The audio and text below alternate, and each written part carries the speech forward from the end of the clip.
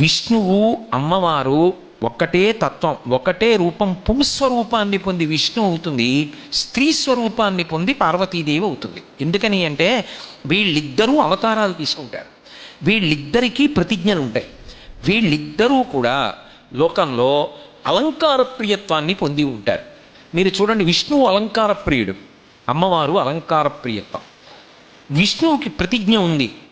భగవద్గీతలో ఆయన స్థితికారుడు, మహానుభావుడైన ధర్మపక్షపాతి. ఎవడు ధర్మాన్ని పట్టుకుంటాడో వాడంటే ఆయనకి మహాప్రీతి.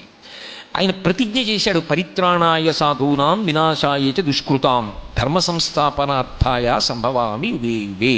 నేను 3 కారణాలకు వస్తాను. పరమభాగవతోత్తముల్ని కాపాడడానికి, భాగవతోత్తముల్ని ధర్మాన్ని ఇబ్బంది పెట్టినటువంటి వాళ్ళని నశింపచెయ్యడానికి, ధర్మాన్ని రక్షించడానికి, ఈ 3 కారణాలకు వస్తాను. స్త్రీ స్వరూపంగా అమ్మవారు ప్రతిజ్ఞ చేసిందనుకోండి, ఇదే మాట మారుతుంది. దేవి భాగవతంలో యదా యదా హి సాధూనాం దుఃఖం భవతి దానవ తదా తేషాంచ రక్షార్థం దేహం సంధారయామ్యహం. ఇవే మాటలు ఇంకొకలా మాట మారి వస్తాయంతే. ఎప్పుడెప్పుడు పరమభాగవతోత్తములైనటువంటి వారు దుఃఖాన్ని పొందుతారో అప్పుడప్పుడు వారి దుఃఖాన్ని తీర్చడానికి, రాక్షసుల పీచ మడచడానికి, ధర్మాన్ని నిలబెట్టడానికి నేను వస్తాను. అందుకే అవతారములన్నీ విష్ణు భగవానుడికి ఉంటాయి, అవతారములన్నీ పరదేవతకు ఉంటాయి.